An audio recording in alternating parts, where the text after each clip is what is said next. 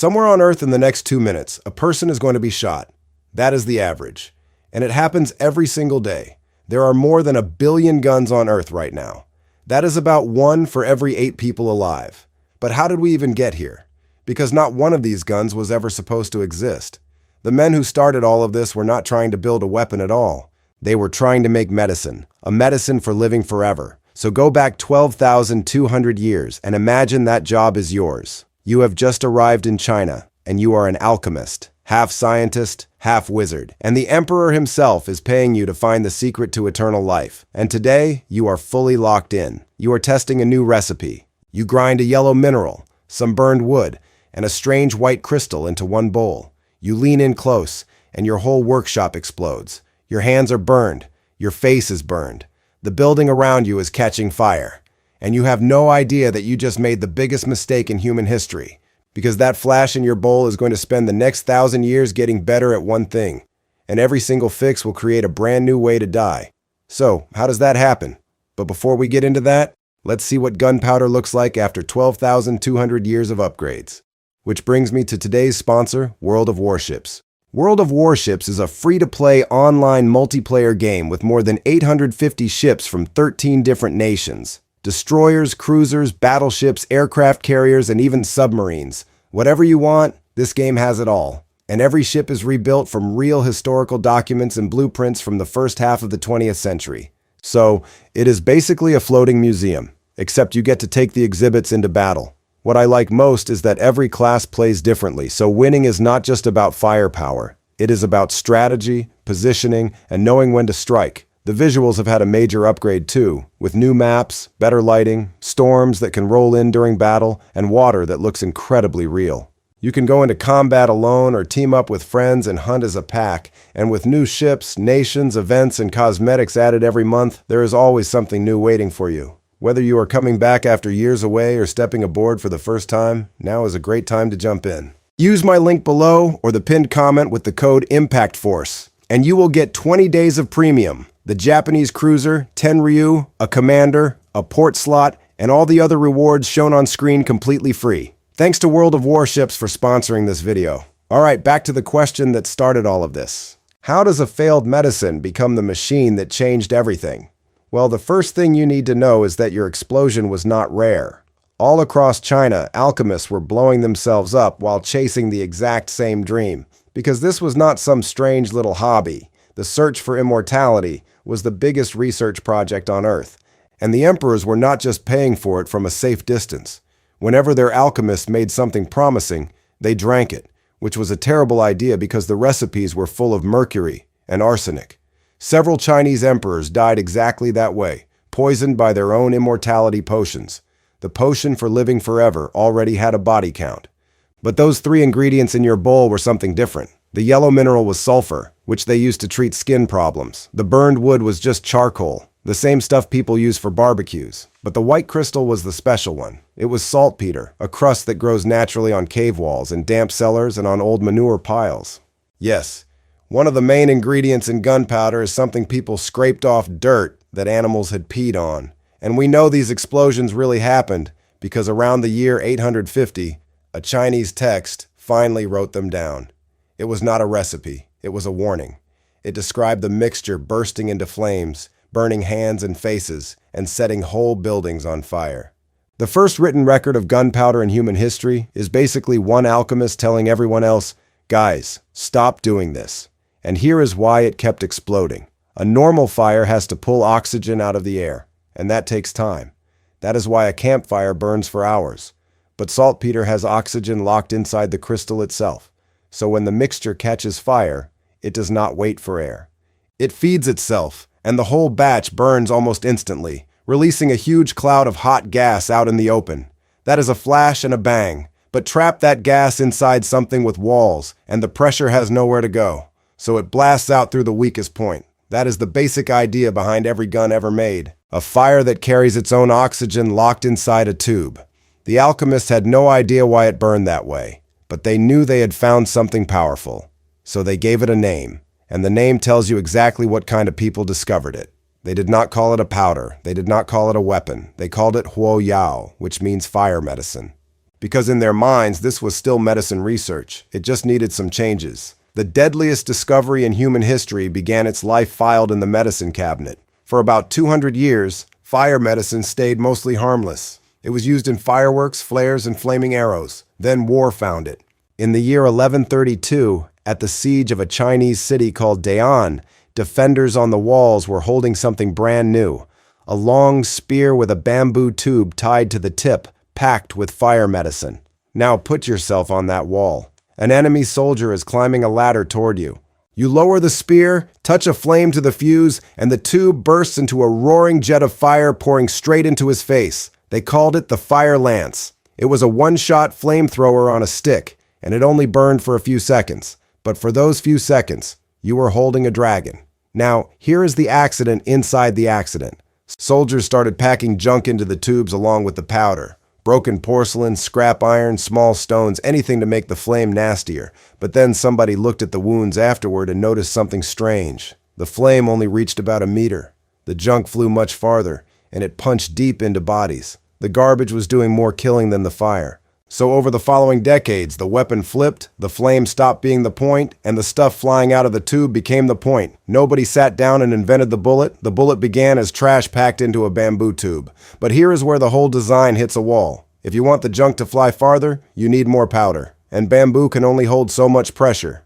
Pack in too much, and the tube does not fire. It bursts. Imagine being that soldier. You grip the lance with both hands, you touch the fuse, and instead of fire shooting out the front, the whole tube explodes in your hands.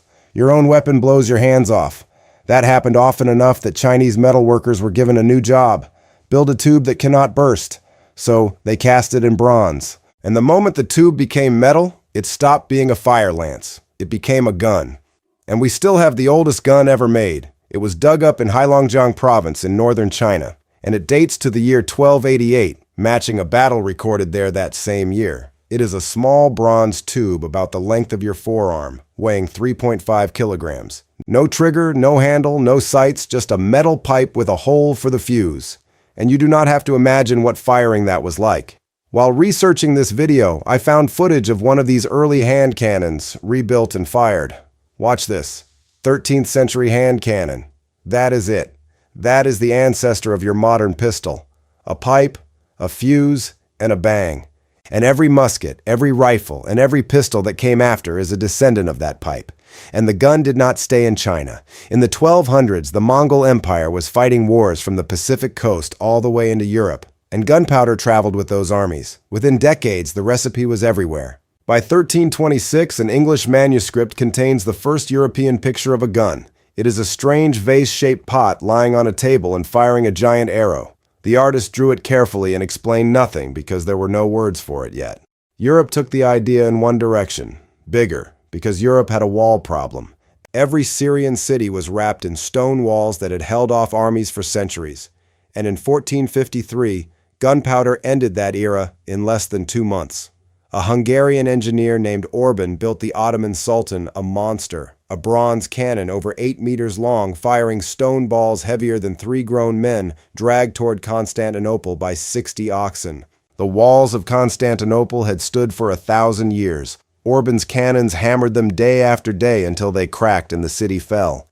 After that, every wall on earth was just a matter of time. So cannons ruled sieges, but you cannot carry a cannon.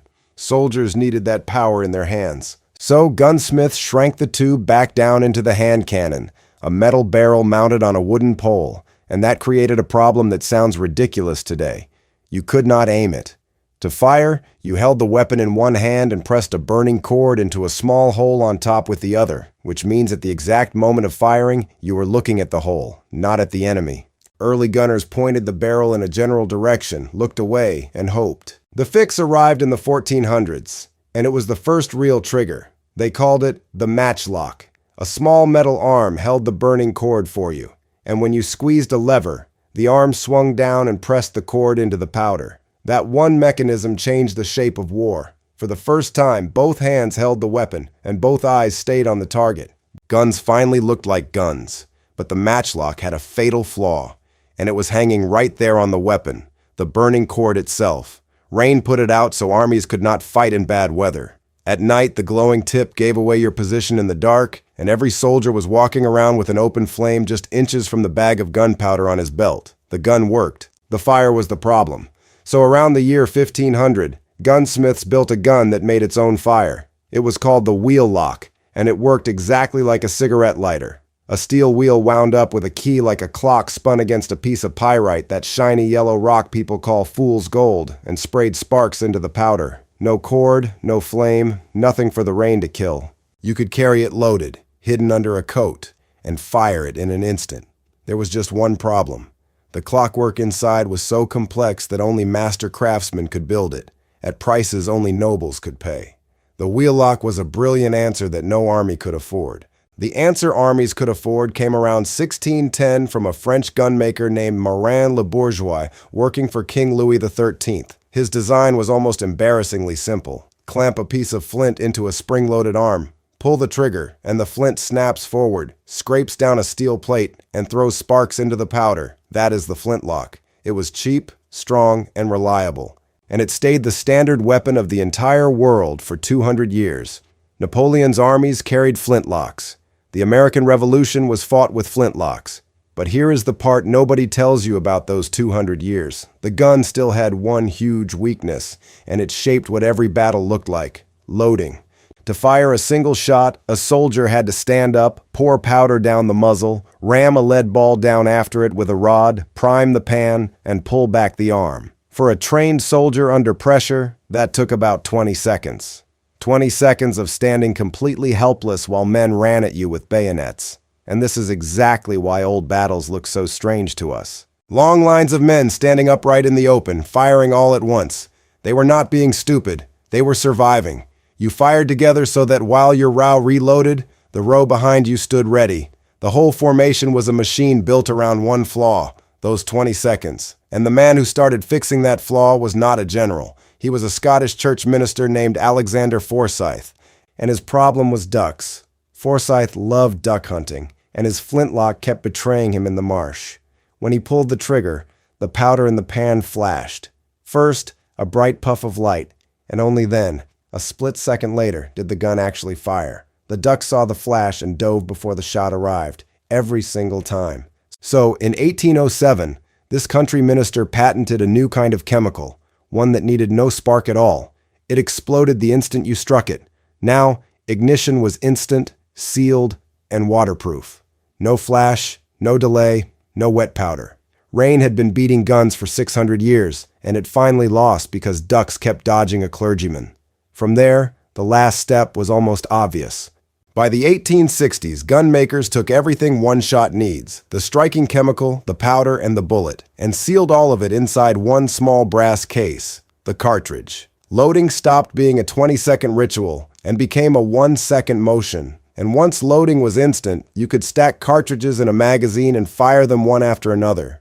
The revolver, the repeating rifle, the modern pistol. Every firearm built since then is just a faster way of feeding that same brass case into that same metal tube. So, here's the full picture. Alchemists searching for eternal life accidentally created a fire that carries its own oxygen, and they called it medicine. Soldiers tied it to spears and made flamethrowers.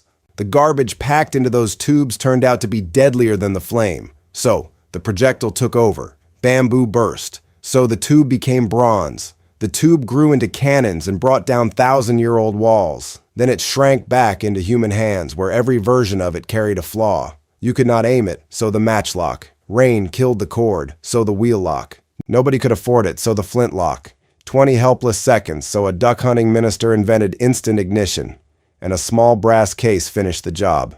Nobody planned any of this. It took 1,000 years. An exploding workshop, burst bamboo, falling walls, wet cords, and one very frustrated duck hunter. And now, look at you.